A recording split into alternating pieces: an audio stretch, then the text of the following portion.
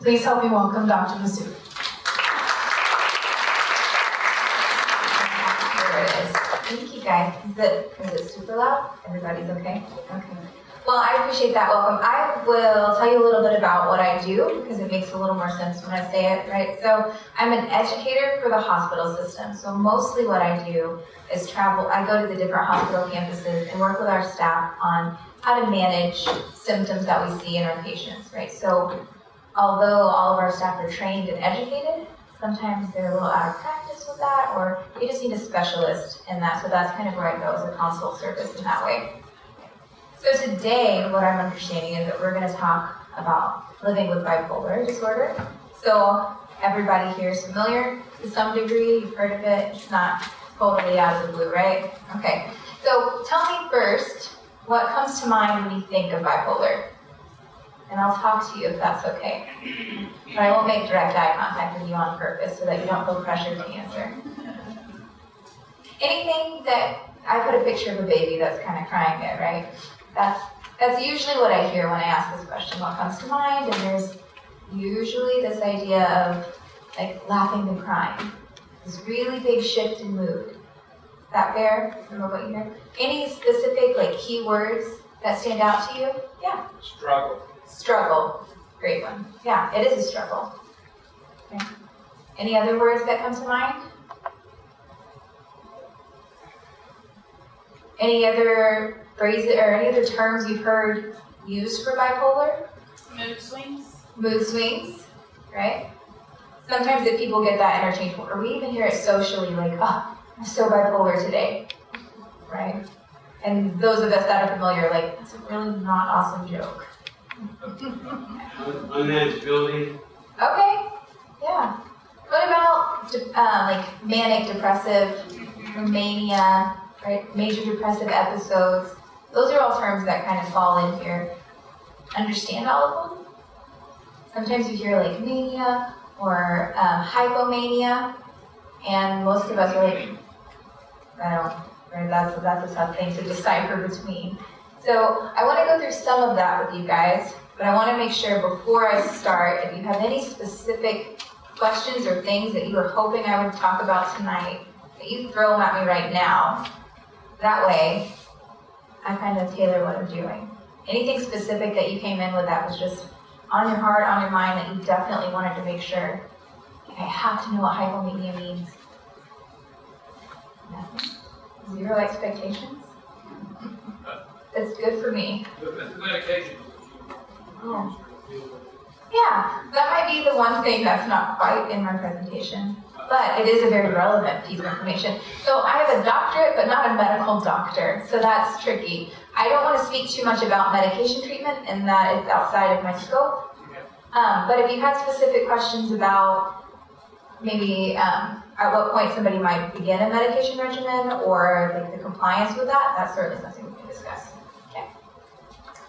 So part of it is, I mentioned, we hear it socially, where people might say, oh, I'm so bipolar today, or she's so bipolar, like just yesterday she was really happy, and now today she hates him, and it gets used incorrectly a lot, right, in conversation.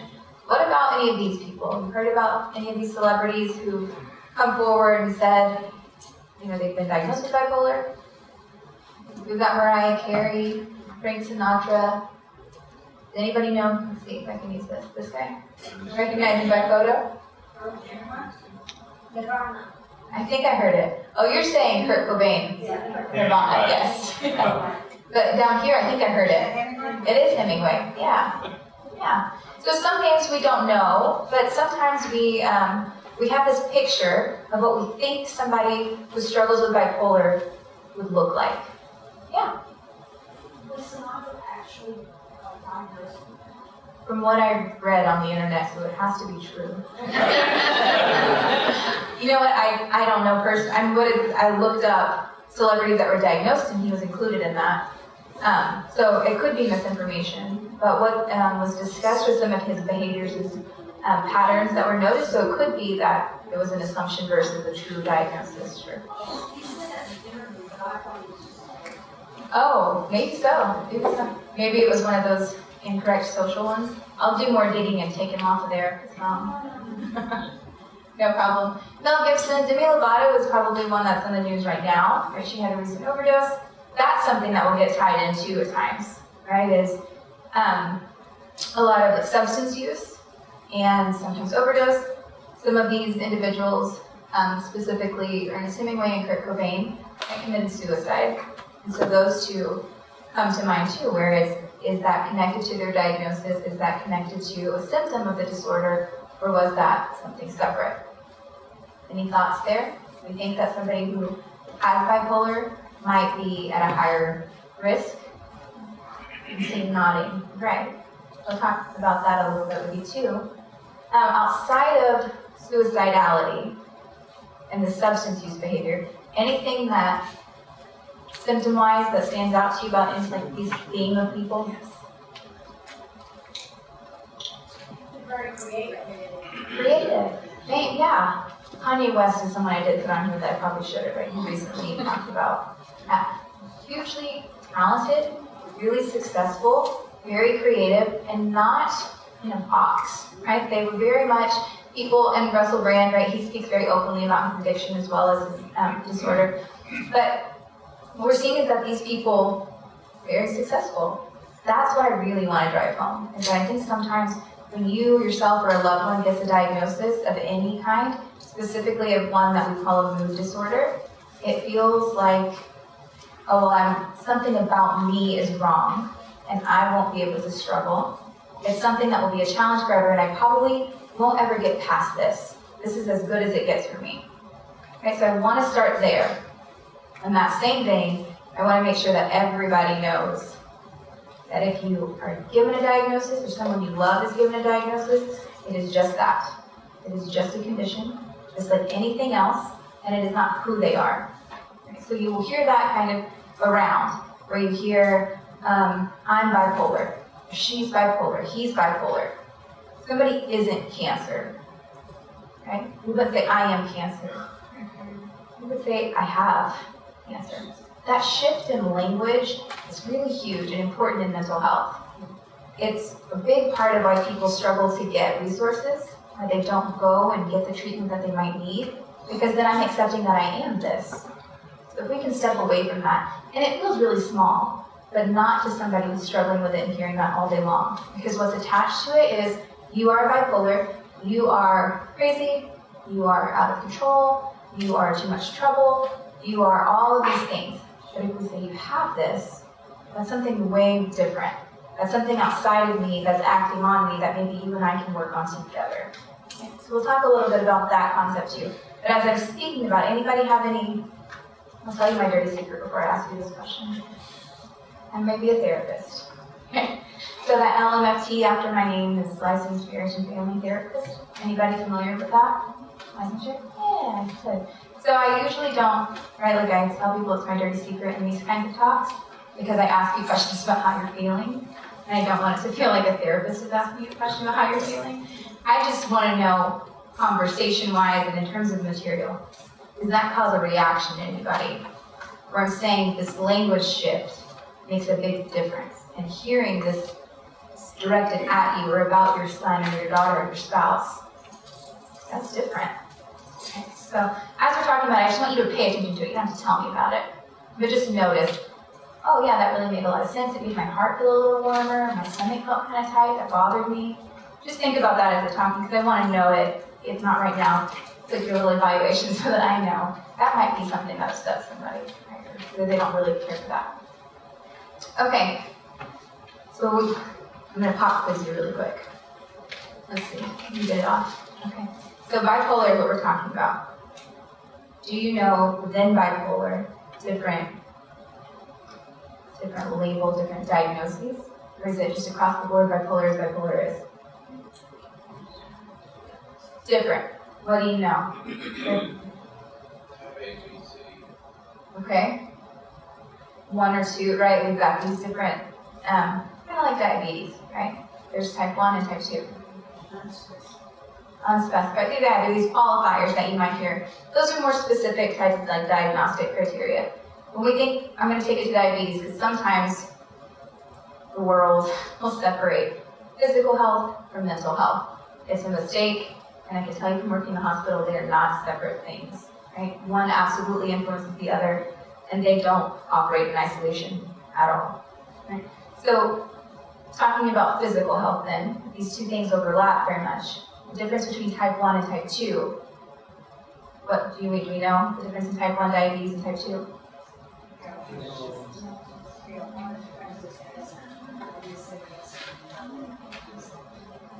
Right. So one condition, it's a deficit in an organ, right? It's not producing the correct way. The other is kind of invited, what we would say, right? That it is the result of like lifestyle. That connotation gets taken over into mental health sometimes too, where we have distinguishers, and I've heard this from different family members saying, well, I think they choose it. Or if they have type 2, does that mean like this is the one that you can if they exercise and sleep well and stay on schedule, then it won't be there. It's different. So when we think about diagnoses, that category of just separating them into 1 and 2 or A and B doesn't carry over. I like to bring that up because I think that gets confusing. So when we think about type 1, I don't know if the list is what I want you to focus on first. So you see these little purple parts down here? This required for DX, that's required for diagnosis. So in type 1, we have to have the presence of a manic episode. I've got a list of things up there, but what do you picture about a manic episode? You're seeing someone struggling with mania. You know what it looks like. Because it's one thing to put this list up here and say, oh, it's an elevated mood, and it lasts for a week, and this flight of ideas. Okay. And this is an abbreviated list, sure. Trouble sleeping at all. Yeah, if sleeping at all. In a very extreme case, we're going to say this is a very intense, severe manic episode. What might that look like? Any ideas? Exaggerated behavior. Okay, exaggerated behavior. Sure. Lashing out. Spending. Maybe you got a spending here, yeah. But, Oh, I'm sorry, I think there was did you, or sorry, hair pulling of your own? Sure. Self-harm. Yeah, go ahead. So, like, what comes to mind for me is something that's, like, maybe out of their normal behavior, or and how they would normally react, like... Definitely departure from where they usually are. Okay, yes. Right, so that's an important part. So much of a departure that it causes an impairment. Okay? So not just one that we can say, oh, this is different, but this requires hospitalization, this requires treatment. Okay? This is an intense mood. It's not just this, like, today I'm really hyper, I'm really on edge, I'm anxious, and you know what, I'm just so overwhelmed, I'm just going to go spend a bunch of money so it makes me feel better. And it's more than that. It is that I feel invincible when I'm doing that. It's not just, well, I don't care what the consequence is later. It's that the consequence can't really touch me. It doesn't exist for me. Right? That elevated sense of self doesn't just mean I think I'm really pretty.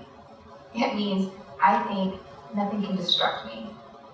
So I spend a lot of time working with our ER staff, and many times I'm doing evaluations with our patients as well, right? To do like a psychiatric evaluation to determine what level of treatment someone might require. And so when we have a patient come in who may be struggling with a manic episode at that time, in an ER setting, it's this very severe presentation, where it could be somebody who was so indestructible and has this elevated sense that they are often picked up by police somewhere, right? Because they've tried to enter property that's not theirs and feel like that consequence can't touch me. That's not something. If I run down the street and shoot this gun in the air, there's no problem with that. It's that I can't be touched. This is what we see a lot of in Kanye West, this presentation, right? So whenever he comes out and talks now like, oh, I've been diagnosed with bipolar, but I don't know. And we have these experts that comment on things, right? Because we're interested in celebrity lives. You know me, not interested, Kanye West. So this is what we're seeing from him a lot of time when he's talking about things and doing a lot maybe that might damage reputation or even be harmful to a society. but it's that I'm such a genius. I'm like, you guys just don't get it. You can't be on my level because I'm so fantastic. And if you were as smart as me or as great as me, maybe you could, but you just can't get here. That's what the elevated sense of self is. When it feels like a departure from us, where we're like, I can't even imagine feeling that way, that's because it's a symptom of a disorder versus just a mood that we might all experience. We sometimes have moods where we're feeling great. We sometimes have moods where we're feeling bad, but that's the difference between it being manic and depressive. Making sense? What about flight of ideas? That's one that sometimes we'll see frequently in a manic episode. Never experienced that or seen Rush talking. rush talking. Really, like there's a really intense sense of urgency that you have to hear what I'm saying, and it might not always be like this really fluid. Like you're not the same thing we're talking about in this second is not the same as 2 seconds ago. Right, so I was up all night and I was painting my house and I was doing the cabinets, and because the kids had to go to school tomorrow, so I had to get the school supplies. And when I got the school supplies, but then after that, the cabinets, but the vacuum broke, and that's and I'm like, do you have kids? I know I don't have kids. What are you talking about? Right? So you get a little bit lost in it because it's so fast, and it's one idea to the next, and it's connecting, but it's not quite at a typical pace or like cohesive for you. So can we get back to the root of where it goes and trace it? Yes. So it's not like a scrambled thought that we might see in another presentation. Okay, so I said the manic episode is required to have a diagnosis of bipolar 1, but it's required at some point in life. So can I get diagnosed with bipolar at 40, 40's late, 26, but have had a manic episode 4 years prior? Yes. It doesn't have to be that you get diagnosed at the moment of that episode, just that it's occurred. And it might occur, it might be that you get diagnosed through a report of that behavior. Sometimes, oftentimes, getting a diagnosis of bipolar takes time, okay? Where it gets misdiagnosed as depression for a long time. And it might even take like up to 10 years because there's not the presence of the manic episodes. We're not seeing these other symptoms, and they're not being reported.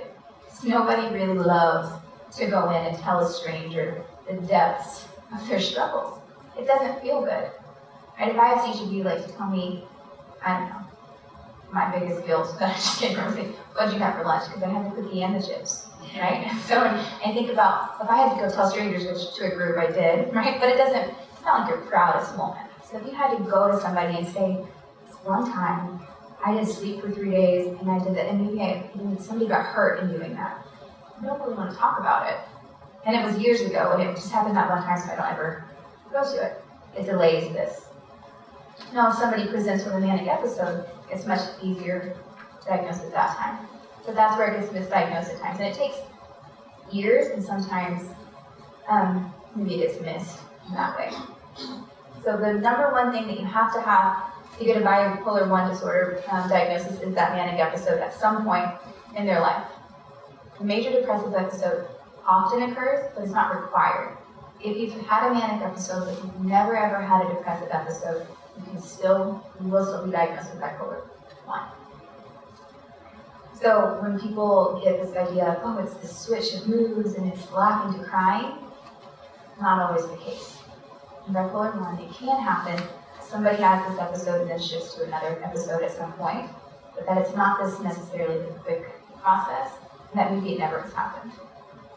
Depressive episode is a little bit more familiar. Right? Everybody, you've seen the commercials for the medications. There's somebody's in their pajamas, and just staring out a window, and their hair's all messed up, and they're just flat. That's what we think of when we think of depression. And you have a different picture. What do you picture when you think of that? No, I was that is agreeing the with commercial. you. Yeah. We see somebody who maybe is sleeping a lot or not sleeping at all. We might see significant weight gain, weight loss, and a change. Like somebody mentioned before, it's a departure or change from what you've normally been doing. That you lose interest in something that you really like. That's one that's maybe a harder one for us to accept sometimes. That you think, I'm just tired, I'm not interested in that anymore. But it's something that usually brings you a lot of joy, and it's just, I'm indifferent to it now. struggling to concentrate. That one comes up, and it's one that, again, we might not notice as quickly as somebody else might identify in us. So if you have a loved one and you see this, you're just a little bit more lethargic. You say, hey, do you want to go do this? Because you know it's something they like and you want to try to help them out. And they're like, no, that doesn't sound good to me. And you notice like they're making something in the kitchen and they're like, what's I doing? Right, oh yeah. And it's this struggle to like complete a task and stay focused on it. That's a symptom of depression. Recurrent thoughts of death, so suicidal thoughts too. That's always one of the biggest concerns in depression. Certainly these other factors are important and they can contribute to a lot of like decompensation, somebody losing the ability to function. So if I'm so apathetic, nothing makes me happy anymore, I might stop caring for myself. Like I won't shower anymore, I don't care to eat, I don't care what happens to me, I just lose that. That can be such a decrease in functioning that somebody requires hospitalization for that. But suicidal thoughts, recurrent thoughts of dying and death, that's a big, an important part of what we worry about with depression, that we're assessing for suicidal ideation regularly. When I say recurrent thoughts of death or suicidal ideation, you guys are working on that, where somebody's not just saying, I want to kill myself, but they might just say, I don't care if I live or die.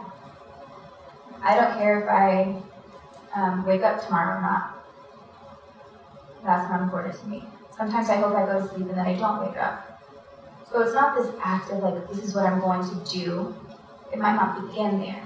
This recurrent feeling of just apathy towards living, that's cause for concern. It also might be an issue in terms of if that is present and somebody becomes manic, that there's an increase in impulsivity. Okay? So if I've had this thought and I'm in this place already where I don't know if it's really worth living, I don't really care if I do. Sometimes like if I were to get into a car accident and die, who cares?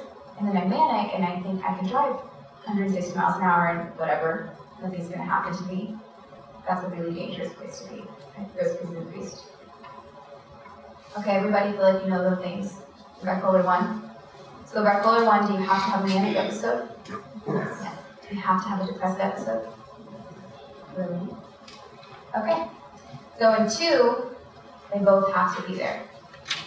But it's the same as before. It doesn't have to be in that moment. It has to happen in their lifetime. Okay. So you could be at a very stable baseline and report this to a clinician, to a psychiatrist, and receive that diagnosis if there's no symptom present, because it's just that it's occurred in your lifetime. And it doesn't mean that it couldn't reoccur, that you will likely cycle through that again. So same thing here, except that what we're seeing in bipolar, guys, I have a typo. Don't kick me out. This should be 2. I told you about the chips and the cookie, and now the typo. So this should be bipolar 2 disorder, and instead of the manic episode that we saw where that really intense elevated sense of self and those extreme behaviors, we're looking at hypomanic. So if we were saying someone is hyperactive, we're saying they more active or less active than the average? More. So hypomanic, more or less than manic? Hyper would be more, hypo, what we're looking here, so less. Right? So there's similar symptoms, but on a lesser scale. So we're still seeing flight of ideas, we're still seeing the sleep change, but what we're seeing is it's not an impairment necessarily. So this isn't the person who just doesn't, can't be reined in, that they're running down the street, or they're trying to get into somebody else's property, or that they go and spend 4 days straight in a casino and don't eat, and then they spend it's not that level of intense. This is maybe what we see in a more managed place of the parent that stays up all night doing laundry and bakes down, and like, all of us, right?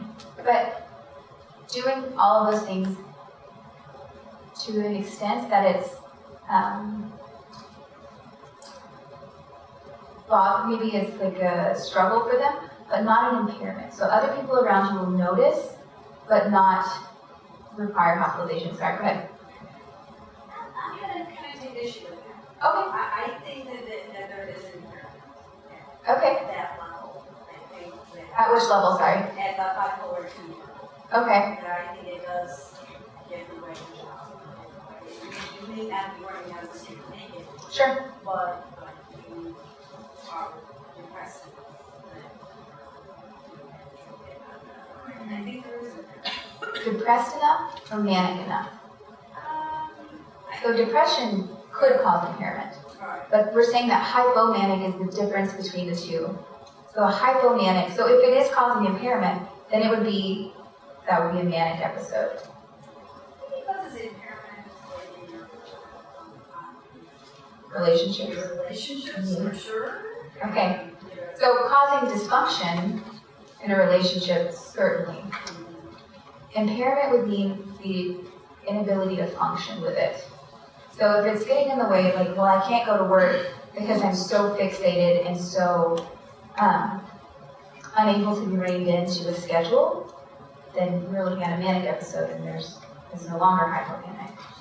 So if what we're saying, and maybe if I'm off, that's okay. But if we were looking at somebody and we're saying, well, they have a bipolar 2 diagnosis, but their manic episodes or hypomanic episodes are very impairing, and these are really severe presentations, it might be a miss in diagnosing. So it could be that. I'm not saying that anybody was misdiagnosed, that that's the definite answer, or that maybe we have different degrees of what we would consider impairment. Yeah, well, certainly within the diagnosis, there's mild and severe, right? There are qualifiers there. Ultimately, and this is from the diagnostic manual, right? So it's decided on by a board of psychiatrists. Do they know everything? Probably not. But that's the standard. So if it's causing impairment, we would say that moves into manic. But certainly, some of these behaviors can be troubling and dysfunctional within the family for sure. Yeah. The difference here, right, is that we have to have both, but that the depressive episode doesn't necessarily change. It's still what we're going to see. I might have changed some of the things on the list just so that we get a more comprehensive idea of what we're talking about. These feelings of worthlessness, that's a big one. When we think about suicide as a society, sometimes, most of the time, we have different or conflicting ideas about that. And I don't want to change anybody's feelings or thoughts or beliefs about any of it, but I want us to consider this clinical symptom that people experience. Feeling like I'm worthless. That's a really big feeling. To be worthless means discardable, replaceable, maybe even draining. Right? If I have a worthless car, it just takes up space, but it doesn't do anything good. If I have something that's worthless, it means it has nothing to offer. So for a person to feel that way, it's likely that they would not have a big sense of needing to be around. So what I know about suicide is that sometimes family and loved ones and others just in the community will have feelings of it's selfish to commit suicide, or it's cowardly, a number of things, right? And so it's totally okay if that's anybody's feeling.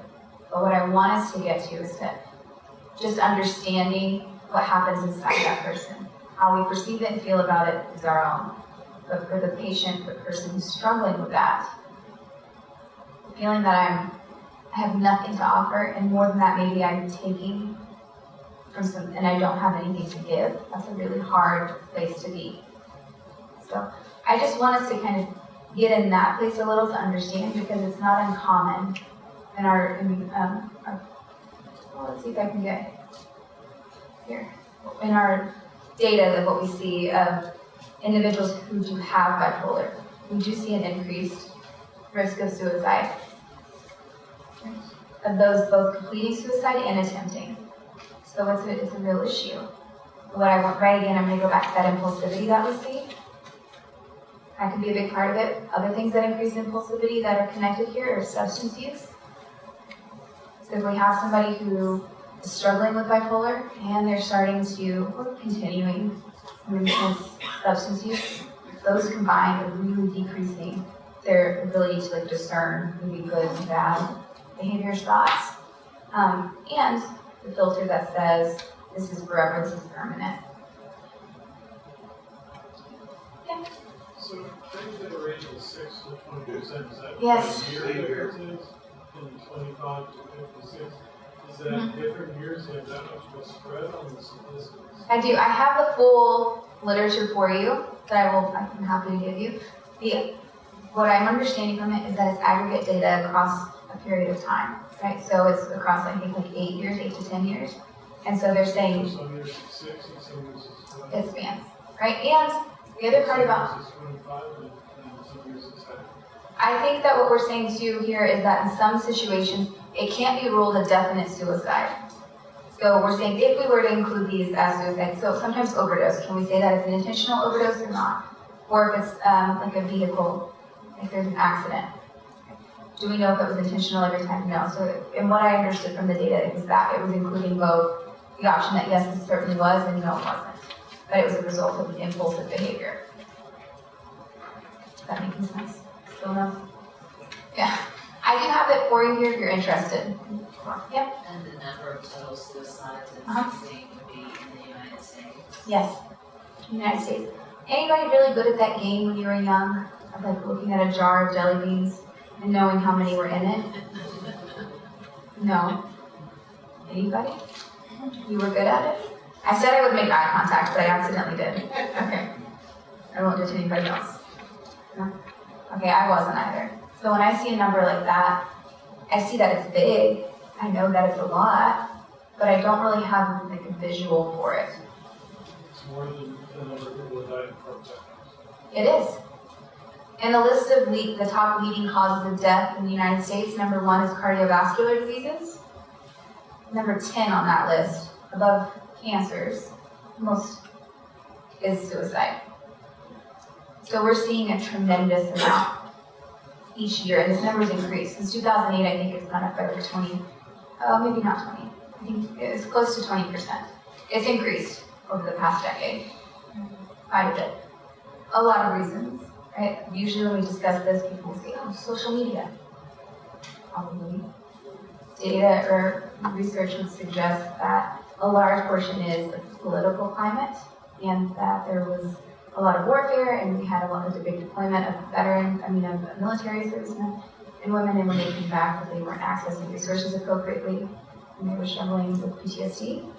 Because of this number, about a quarter of it is made up of veterans. Is there an age bracket that is larger for bipolar disorder? Oh, bipolar. I don't have the specific age breakdown for bipolar. Nationally and generally, between 20 and 24 is a higher age. Is a higher percentage that climbs to the number 2 spot in leading cause of death. And for those 65 and up. That's not what you're saying, but Not within the bipolar qualifier. You don't have that. I don't have that specifically of the ages. No. Again, there are other risk factors that contribute here. Gender is a large part. We see men complete suicide far more often, or I think it's 4 to 1. Men complete suicide more than women. I don't think that is, but women attempt more frequently. Any thoughts on why men would be completing, but women are attempting more? That's it. More lethal measures. Right. The number 1 method of suicide is by gun, firearm, but we do see more overdose. So the point, what I want you to understand here is that if we see some of this, it gets draining. It gets really exhausting sometimes for someone to threaten suicide or attempt suicide, and it can wear people down.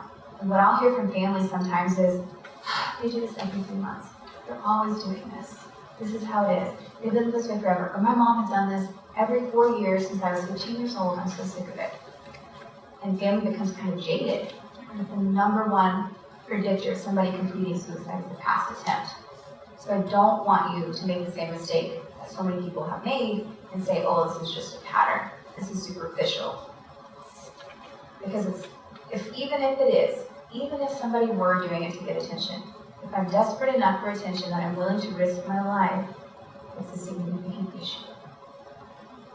And it's not to say that it's easy, not to say that you just have to love them enough and they'll feel better. That's not it. But can I be supportive? And doing what you're doing tonight is perfect. Any opportunity you can to learn a little bit more about it, any opportunity to find out different treatment, that's it. That's where it's helpful. Did I skip from here? Yeah. Okay, so should I talk with you about bipolar 2? Do you have to have a manic episode?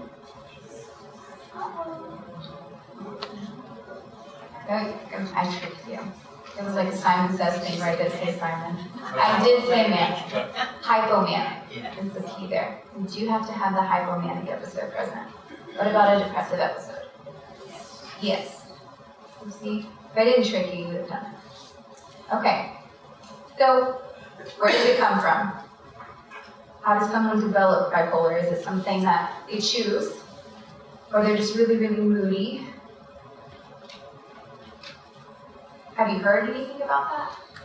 How or why somebody has bipolar? No. It's not the same as the diabetes example I can give you where there's a blood test that says this is it.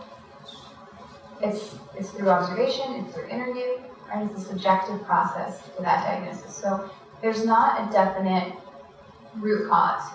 What we do know is there's patterns within genetics, not causal necessarily, but when we see it within a family system, there's a tenfold increase. Okay? So what I mean there is generationally. So if mom has bipolar, we see it frequently. So it's usually not an isolation. There's a history within the family. That's not to say that if somebody in your family, your parent, your loved has bipolar, you will absolutely. Right? It's just to say that there is a genetic pattern. There are also other pieces that come up in this. What we're doing in determining this is looking at a large group of people and saying these are similar things that they share. It can't be definitive. But there's often a trauma history. And at some point in this person's life, they suffered emotional, physical, or sexual trauma. That often leads somebody to have maladaptive like coping and behaviors that might lend themselves to appear. In this way, they might develop depression at that point. So it could be that this is present in some of those cases. And then major life stressors. So we use these also to rule out a diagnosis. So if somebody is going through what we say like is a depressive episode, but they just lost their spouse, we say that that's probably an appropriate response. So is it beyond the period of time where somebody, right again, that board of psychiatrists has said that's enough time, then they might get a diagnosis of something different. So no definite cause, but those are some thoughts. Medication came up right at the beginning, right? Because that's what we want, because we want to feel good, and because, a little bit because we're American. Right? And that's the society and the culture that we're in, is there's a pill for lots of stuff. And it's simpler sometimes. So if somebody can take a diet pill, and they're told they're going to lose 10 pounds, or you could go run every day for 6 months. So when we have a loved one who's struggling, and it's been a challenge, we say, give them the medicine. Where's the medicine? That's what I hear in the hospital a lot. Is there an injectable form of that? Can we take that home? Right? And they think that's the cure. That's it. If you can stay on your meds and you can stay regular, this will be good. Medication is a huge part. Huge part. Because it is like that diabetes situation we're talking about. You do need medication to regulate some of the chemical imbalance that you're facing. That's present. That's very real, and it's not to say if you just don't do it and you will yourself to not feel this, that'll work. No. It's absolutely important. But medication alone can only treat so much. Because people require more. People are really dynamic. They don't fit in boxes. And if they do, it's for like a minute. And then there's a whole new thing.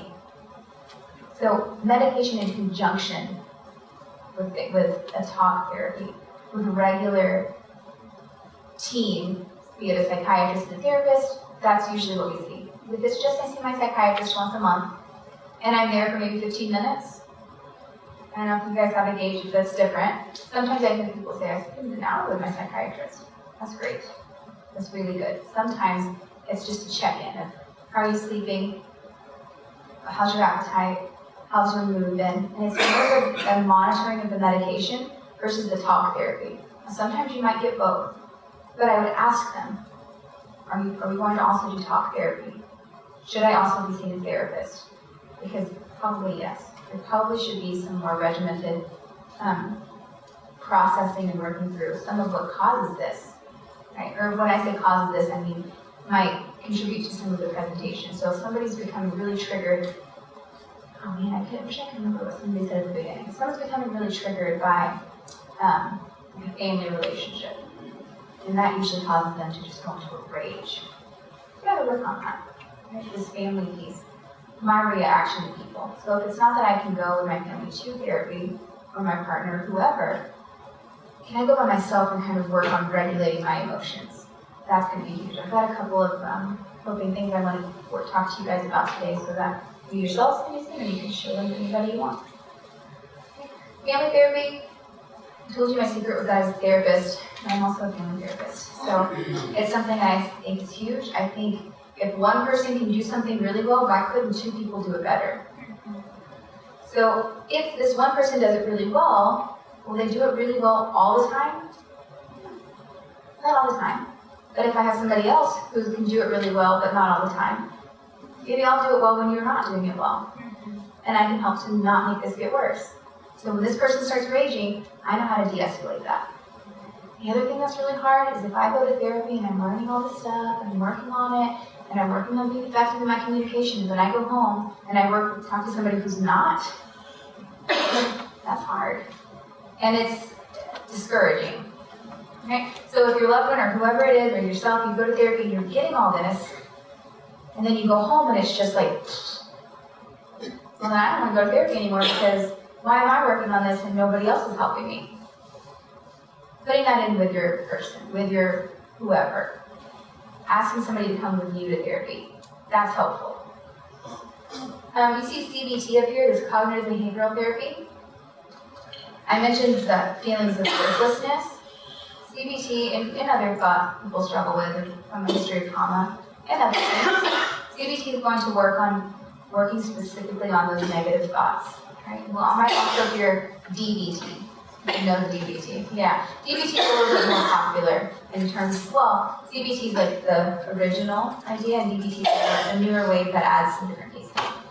But dialectical behavioral therapy is what we're talking about. And it's going into those negative thoughts and not just saying, like, why do you feel them and how do we, but it's challenging them and saying, when this comes up, here's what we do. And can these two things exist? Can it be that I feel really terrible, but I know I'm worth it? Can it be that, like, this is really, really hard, but I'm really, really strong? Yeah. Those two things can both exist at the same time, but sometimes we don't know that.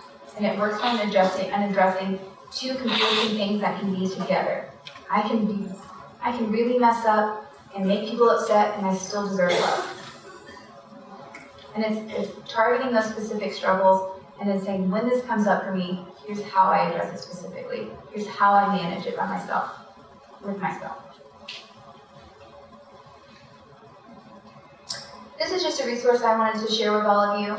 I think that sometimes whenever there's a crisis, so somebody is, maybe they're struggling with manic episode, or a depressive episode even, or they're expressing some suicidal thoughts, and it feels like the only place to go is maybe the ER.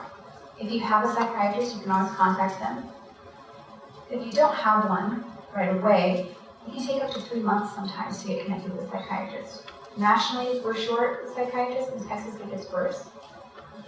So it takes time. So what we have through Memorial Hermann are these crisis clinics and resources around the city, right? But what we have are these kind of like urgent care centers for mental health. So they have a psychiatric provider, a psychiatrist or nurse practitioner, and a social worker and medical assistants, so that somebody can walk into this clinic and see that provider that same day. So instead of waiting 3 months, you get to see them now. It's not the regular provider, it's not who you'll come back to, but it's to say, I need this help right now, and they get you connected with the help you'll get in a month. We can hold you over. Okay, so it's just a placeholder. They operate at non-traditional hours. That's the best part. So if you find that you need a psychiatrist on Friday at like 1, it's hard. But it's a struggle for us too to find psychiatrists that want to work at midnight. But we have some. So they aren't all open all the time. But usually at some point in Houston, you can find one of the clinics that will be open at least till midnight. Right? So it might be that you have to drive to Humble to get what you need instead of waiting 3 months. It's not bad. So they all operate from the same phone number here in this corner. Let's see if I can get it. Yeah. The same phone number will kind of route you to a central place that will tell you which clinic is open and they'll pass you through. Okay, this is good stuff. Coping. Do you guys know about mindfulness? You ever heard of it? Yeah, good. When you think about mindfulness, do you picture like a Buddhist monk on a mountain alone? Yeah.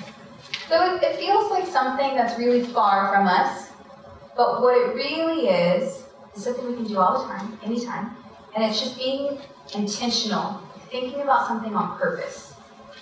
It's hard. It's really hard. I know that even while you're in here, I don't take it personally. I'm sure somebody has at least thought about what's for dinner. I can read your minds. Because it's normal. But our minds, they wander and they go different places. And we sometimes let them or encourage them.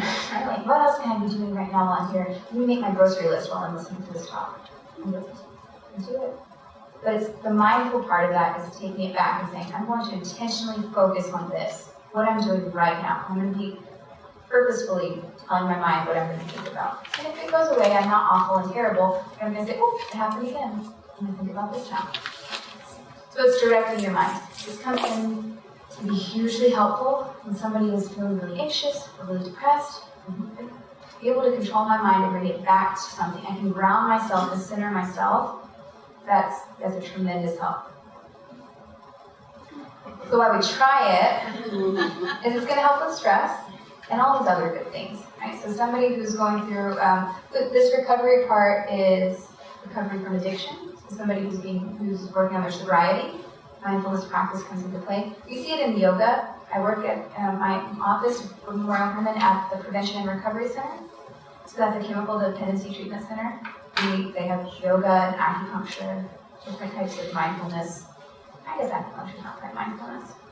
Different practices in which somebody's trained in directing their mind. Okay, so I'm going to give this a quick thing because I promise you'll get out on time. I want to think about this check-in as the first place we start. So, this mind or your body, as I mentioned, like the grocery list, the place where we're the most naughty about this is the shower. How often are you in the shower and you're really thinking about the shower? I think I even save things sometimes to think about in the shower. I'll think about like when I shower. I don't do it right now.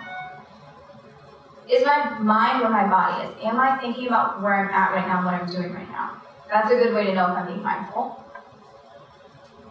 This self-talk piece about, do I speak more kindly to others than I do to myself? That's a tough one. But if your friend called you and said, oh, I was late today and I forgot this, and I'm just such a terrible person. I don't even deserve my family. I'm just so awful. You probably would be like, you stuff. Right? We would say that to somebody and say, oh, like everybody forgets. We would be encouraging, most likely. But if we forget, so we're like, what is wrong with you? And we just really get in ourselves.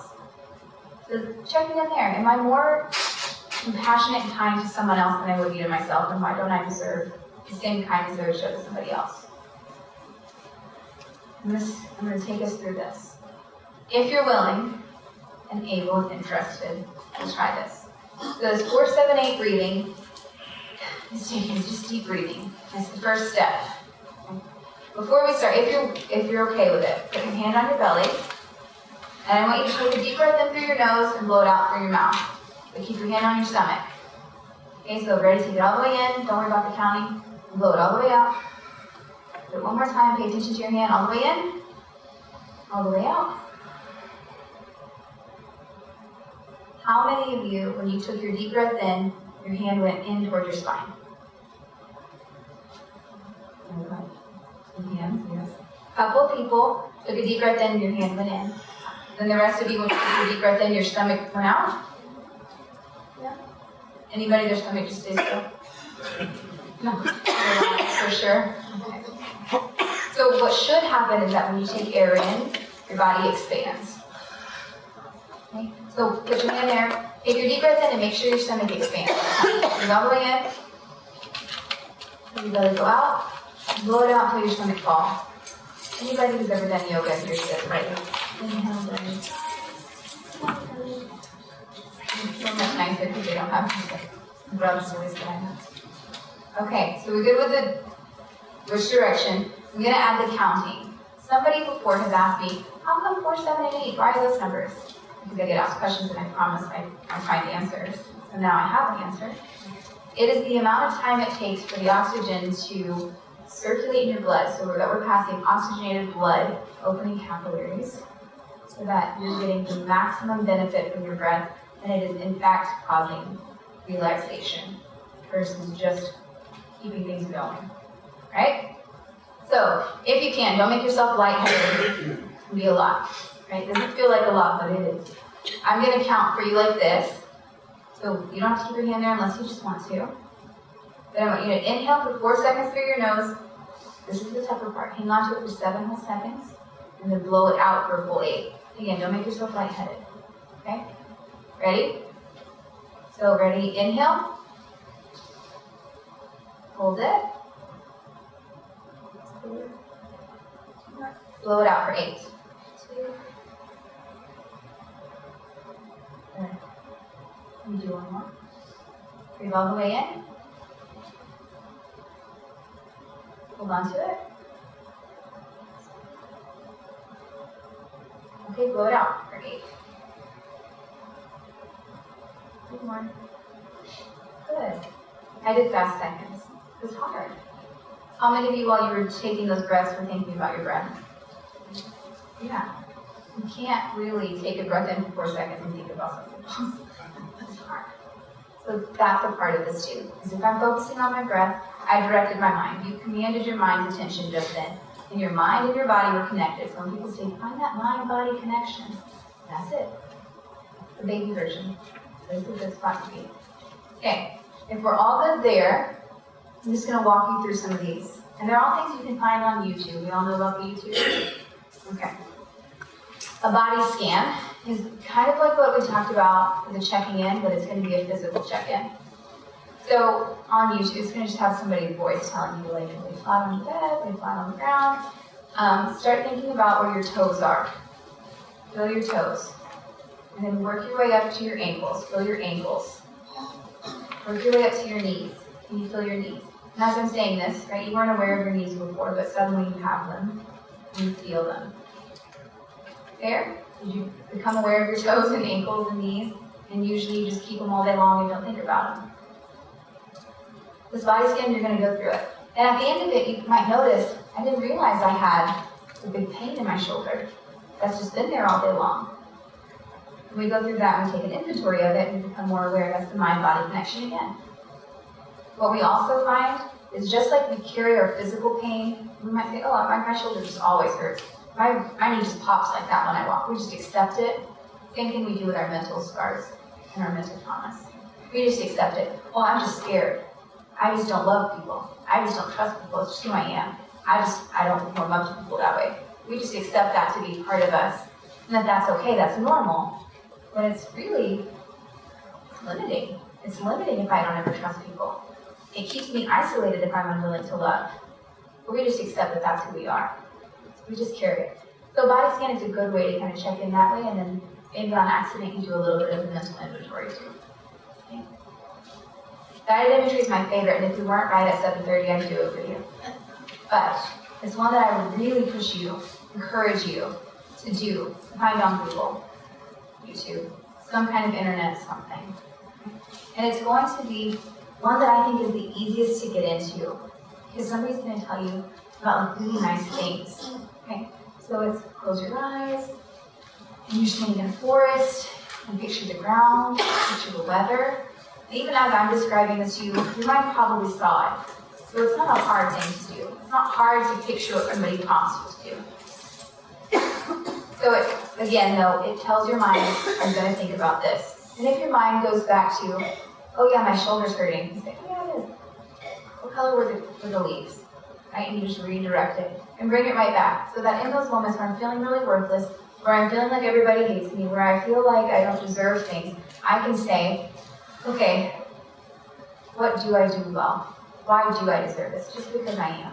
Just because of who I am. Just because I'm a human. That's it. And these people do love me, and how right? And you just able to redirect. But it comes from practicing this. If you tell somebody right now when you're panicking, know that you deserve it. Why don't you know that? Why don't you know we love you?